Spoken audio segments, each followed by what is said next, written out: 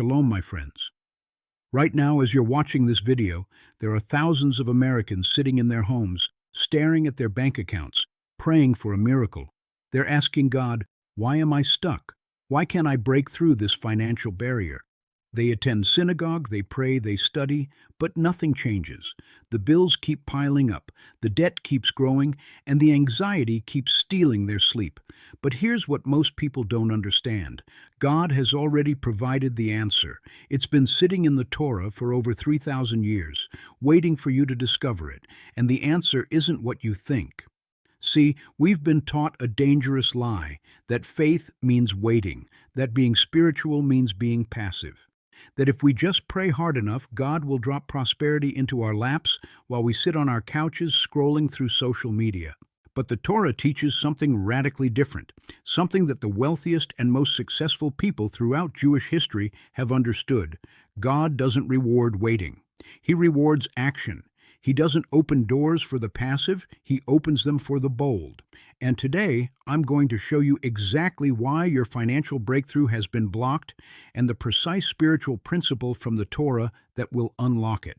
This isn't just ancient philosophy. This is a divine blueprint for prosperity that has created more millionaires, more successful businesses, and more financial freedom than any modern self-help book could ever dream of.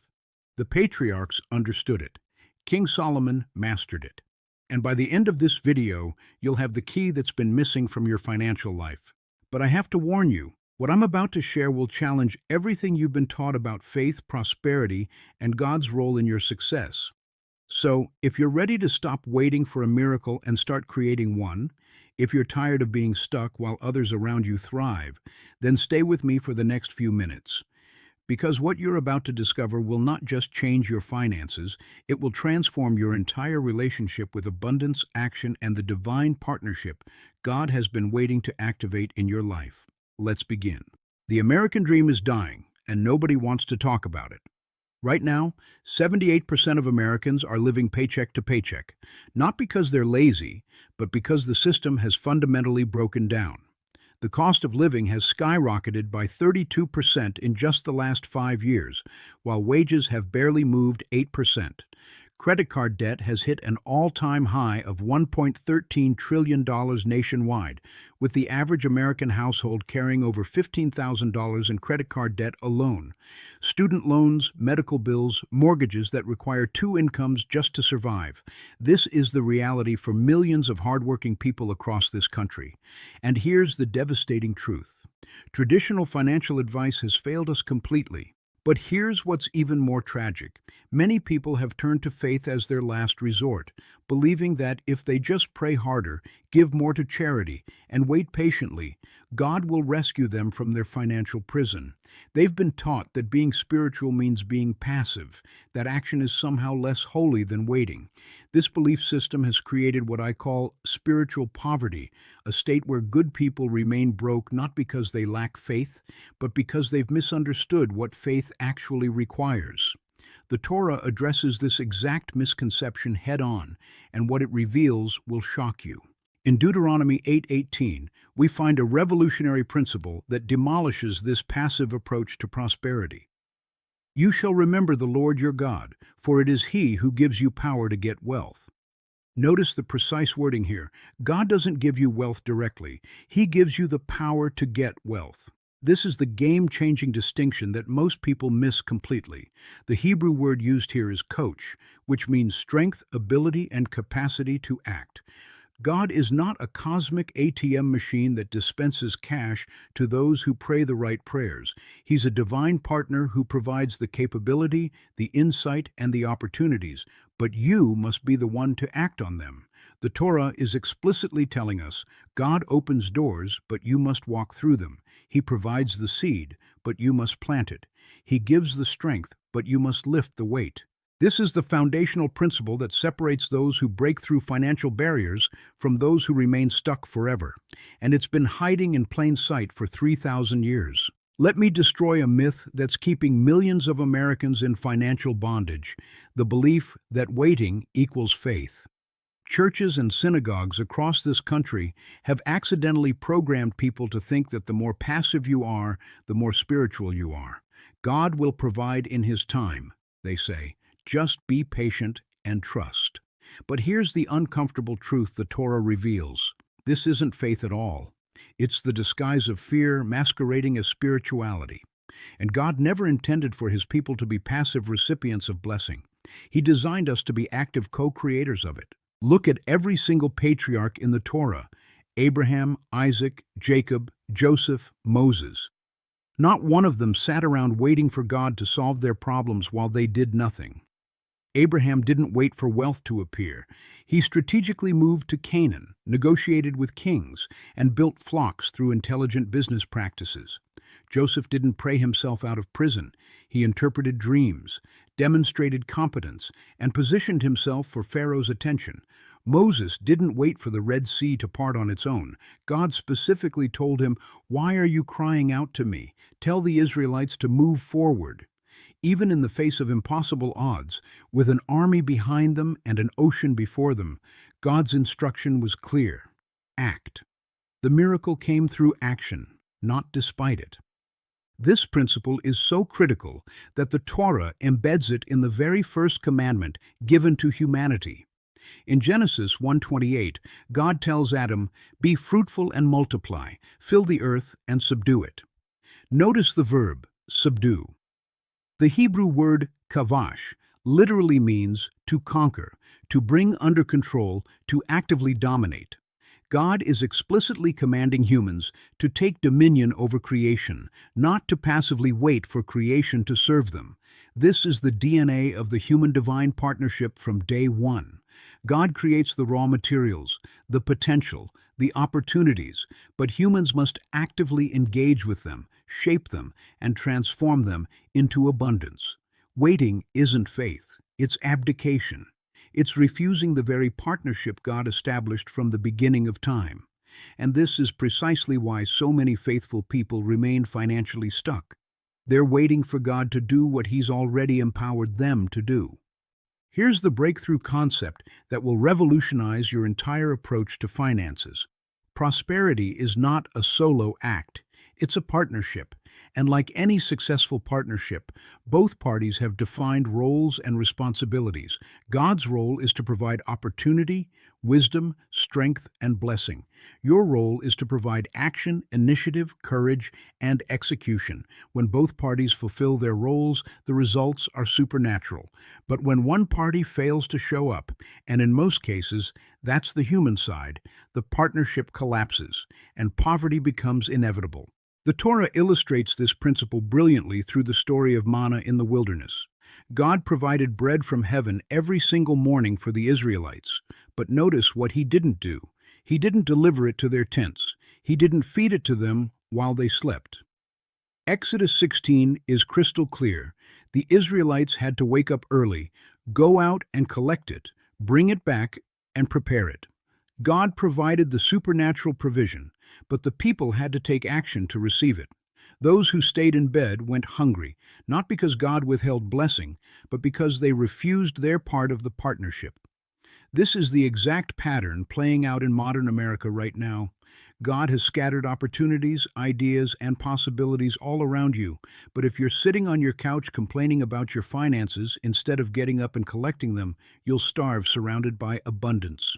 Proverbs 10:4 states this principle with brutal clarity. Lazy hands make for poverty, but diligent hands bring wealth. The Hebrew word for diligent here is charutz, which carries the meaning of sharp, decisive, and cutting through obstacles. It's not just about working hard, it's about working with focused intensity and strategic precision. God will not do for you what He's already empowered you to do for yourself. He won't pay your bills while you binge Netflix. He won't build your business while you scroll Instagram. He won't create your wealth while you sit in analysis paralysis. The divine partnership requires both parties to show up fully. God has already shown up with unlimited resources, infinite wisdom, and supernatural favor. The question is, are you showing up with the action, courage, and initiative He's waiting to bless? Because here's the truth, most pastors won't tell you. God's blessings are already released. They're already in motion. But they only manifest in the lives of those who move to meet them. Now let's get practical. If action is the key that unlocks God's provision, what specific actions does the Torah command? There are three primary categories that appear repeatedly throughout Scripture, and when you implement these, you activate a spiritual principle that literally changes your financial reality. These aren't suggestions, they're divine commands with supernatural consequences. First, strategic planning and intelligent execution. Proverbs 21:5 declares, "The plans of the diligent lead to profit as surely as haste leads to poverty." The Hebrew word for plans is machshavot, which means deliberate thoughts, careful designs, and strategic blueprints. God expects you to think, to strategize, to calculate, and to plan your financial future with intelligence. This is why Joseph stored grain during the 7 years of plenty, not because God told him the exact amounts and timing, but because God gave him wisdom, and Joseph acted on that wisdom with meticulous planning. You need a budget. You need a business plan. You need a debt elimination strategy. You need an investment approach. These aren't secular concepts. They're biblical mandates. God provides the wisdom, but you must create the plan and execute it with discipline. Second, bold initiative in the face of fear. Joshua 1:9 contains one of the most powerful financial principles in Scripture. Have I not commanded you? Be strong and courageous. Do not be afraid. Do not be discouraged, for the Lord your God will be with you wherever you go. Notice the order. God doesn't remove the obstacle first and then ask you to be courageous. He commands courage first, and then promises His presence with you through the challenge. This is the principle of faith-filled action. You step forward despite the fear, despite the uncertainty, despite not seeing the complete path ahead. This is how Abraham left his homeland without knowing the destination. This is how David faced Goliath without military training. This is how Esther approached the king despite the death penalty. And this is how you must approach that business idea, that career change, that investment opportunity, or that difficult financial conversation you've been avoiding. God doesn't reward those who wait until all fear is gone. He rewards those who act despite the fear. Third, persistent consistency over time. Galatians 6:9 captures this beautifully. Let us not become weary in doing good, for at the proper time we will reap a harvest if we do not give up. The agricultural metaphor is deliberate. Farmers don't plant seeds and harvest the next day. There's a season of consistent, faithful action where nothing visible seems to be happening. But beneath the surface, growth is occurring, roots are developing, strength is building. And then, suddenly, the breakthrough comes. This is the principle most Americans violate with their finances. They try a budget for 2 weeks and quit. They start a side business and give up after 3 months. They invest for a year and pull out when they don't see immediate results. But the Torah teaches that wealth is built through persistent, consistent action over time, not through lottery ticket thinking or get-rich-quick schemes. God multiplies your faithful actions, but only when those actions persist long enough for the multiplication to compound. The harvest is guaranteed, but only for those who don't give up. Now here's where it gets absolutely extraordinary, and this is the part that will restore your hope and ignite your faith. When you step into your role in the divine partnership, when you take bold action aligned with God's principles, something supernatural begins to happen. God doesn't just match your efforts, He multiplies them beyond any natural explanation. This is the Torah's promise of blessing that transcends human logic, and it's been proven true in the lives of believers for millennia. Deuteronomy 28:12-13 lays out this supernatural promise with stunning specificity. The Lord will open the heavens, the storehouse of His bounty, to send rain on your land in season, and to bless all the work of your hands. You will lend to many nations, but will borrow from none. The Lord will make you the head, not the tail. Notice again, the blessing comes upon the work of your hands. God multiplies your action, not your inaction. But when He does multiply it, the results defy natural laws. This is how Ruth gleaned grain and ended up in the lineage of kings. This is how the widow's oil multiplied to pay all her debts. 2 Kings 4. This is how 5 loaves fed 5,000. The human provides the initial action, the small amount, the first step, the seed investment, and God multiplies it into abundance that breaks every economic prediction. Modern testimonies prove this principle remains active today. There are countless examples of people who stepped out in faith with a small business idea, a bold career change, or a disciplined financial plan, and experienced multiplication that couldn't be explained by market forces alone. They get the contract they weren't qualified for. They receive the promotion that made no logical sense.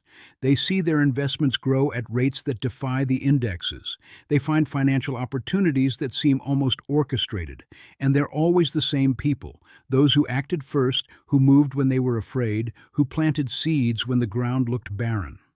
The supernatural multiplication is real, but it only activates through faithful action. God isn't holding back His blessing, waiting for you to become perfect. He's waiting for you to become active. The moment you move, He moves. The moment you act, He multiplies. The moment you step forward, He opens doors you didn't even know existed. This is the promise, and it's as reliable today as it was 3,000 years ago. So let's bring this home with radical practicality. You now understand the principle. God rewards action, not waiting. You see the pattern throughout Torah. Every breakthrough came through bold, faith-filled movement. But understanding means nothing without implementation. So here's your specific action plan for the next 30 days that will activate this divine partnership in your finances. Week 1. Financial assessment and strategic planning. Sit down and conduct a complete financial audit. List every debt, every income source, every expense, every asset. Create a written budget. Not later, not when you have time, but this week. Proverbs 27:23 commands, "Be sure you know the condition of your flocks. Give careful attention to your herds." Your finances are your modern-day flocks. Write out your financial goals for 6 months, 1 year, and 5 years. Be specific with numbers. This isn't secular. This is biblical stewardship. God expects you to know your numbers and plan strategically. This first week is about gaining clarity and creating your strategic blueprint. Week 2 to 3. Bold initiative on your biggest fear. Identify the one financial action you've been avoiding due to fear, the uncomfortable conversation with your spouse about money, the side business idea you've dismissed as too risky, the career move you're afraid to make, the investment you don't feel qualified to understand. Choose one and take concrete action on it within these 2 weeks. Make the phone call, submit the application, schedule the meeting, start the LLC, open the investment account. Whatever it is, move toward it despite the fear. Remember Joshua 1:9, courage comes first, then God's presence follows. Document what happens when you take this step. You'll be shocked at the doors that begin to open. Week 4. Establish persistent systems. Create automatic systems that ensure consistent action over time.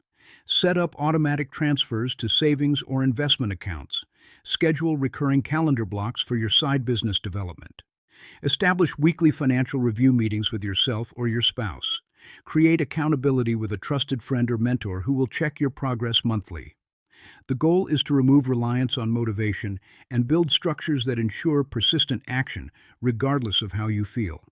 Proverbs 13:11 says, "Wealth gained hastily will dwindle, but whoever gathers little by little will increase it." These systems are your little-by-little mechanisms that compound over time into extraordinary results. And here's your commitment statement for the next 30 days. I refuse to be a passive prayer waiting for God to do what He's already empowered me to do. I will honor God through bold, intelligent, persistent action on my finances, trusting that as I move, He will multiply my efforts beyond natural explanation. I am not waiting for a miracle. I am creating one through divine partnership. Shalom, my friends. We've covered a lot of ground today. But let me leave you with the truth that changes everything. Your financial breakthrough is not trapped in heaven waiting for God to release it. It's trapped in you, waiting for you to release it through action.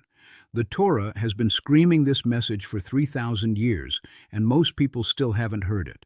God has already provided everything you need: the wisdom, the strength, the opportunities, the supernatural multiplication. What He hasn't provided is your action, because that's not His role in the partnership. That's yours. Right now, there are 2 types of people watching this video. The first group is already making excuses. This doesn't apply to me. My situation is different. I'll start when things get easier. These people will be in the exact same financial position 1 year from now, still praying for miracles while refusing to partner with the God who's been offering them all along. But then there's the second group, the ones who feel that electric charge of recognition, who know deep in their spirit that this message is their breakthrough moment. These are the people who will close this video and immediately take action. They'll create that budget tonight. They'll schedule that meeting tomorrow. They'll start that business plan this weekend. I can't tell you which group you'll choose to be in. Only you can make that decision. But I can tell you this. 1 year from now, your life will either be a testimony of transformation or a case study in missed opportunity. The Torah has given you the key. The question is, will you use it? Will you stop waiting and start acting? Will you honor God through bold initiative instead of passive hoping? Because here's the final truth. God is ready to multiply your efforts the moment you begin. He's been ready. The doors are ready to open. The supernatural provision is ready to flow. All that's missing is your action. So go, move, act. Step forward despite the fear. Plan despite the uncertainty. Persist despite the obstacles. And watch as the God of Abraham, Isaac, and Jacob, the God who created heaven and earth, begins to multiply your faithful actions into abundance beyond your wildest dreams. This is not just ancient wisdom. This is your blueprint for breakthrough. This is the key that unlocks growth. And starting right now, starting today, you're going to use it. Shalom, and may God bless the work of your hands as you finally step into the divine partnership He's been waiting to activate in your life.